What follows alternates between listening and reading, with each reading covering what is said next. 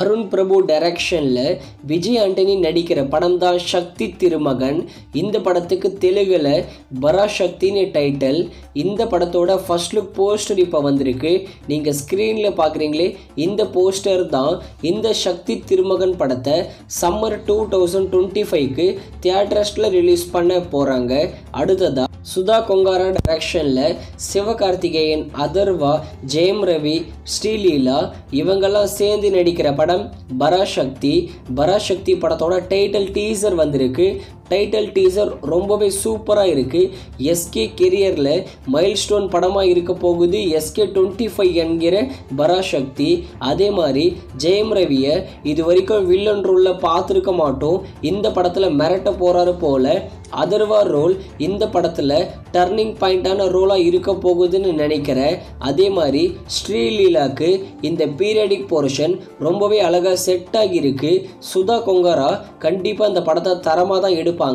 உண்மை சம்பவத்தை அடிப்படை பேஸ் பண்ணி தான் இந்த பராசக்தி படத்தையே எடுக்கிறாங்க. பராசக்தி படத்தோட title teaser, first look poster, second look போஸ்டர்னு எல்லாமே தாறுமாறாக சூப்பராக இருக்குது. ஜிவி பிரகாஷும் மியூசிக்கில் மிரட்டி விட்டுருக்காரு. மொத்தத்தில் இந்த பராசக்தி டைட்டில் டீசர் எனக்கு ரொம்பவே பிடிச்சிருக்கு. 2026 ஃபர்ஸ்ட் ஹாஃபில் பராசக்தி படத்தை தியேட்டர்ஸில் ரிலீஸ் பண்ண போகிறாங்க. இது ஒரு பேன் இண்டியன் ஆக்ஷன் மூவி. அடுத்ததாக கராத்தே பாபு. இந்த படத்தை நம்ம கணேஷ் டைரக்ஷன் பண்ணுறாரு. இந்த படத்தில் ரவிமோகன், நாசர், KS ரவிக்குமார் இவங்கெல்லாம் சேர்ந்து நடிக்கிறாங்க. கராத்தே பாபு டைட்டில் டீசர் வந்திருக்கு. டைட்டில் டீசர் ரொம்பவே நல்லா இருக்குது. டாடான்னு ஒரு படம் எடுத்துட்டு இந்த மாதிரி கராத்தே பாபுன்னு ஒரு பொலிட்டிக்கல் மூவியை நம்ம கணேஷ் எடுக்கிறது ரொம்பவே ஆச்சரியமான விஷயம்தான். அதே மாதிரி நம்ம ஜெயம் ரவியும் டிஃப்ரெண்ட்டான பொலிட்டிக்கல் ரோலில் இது வரைக்கும் நடித்தது இல்லை.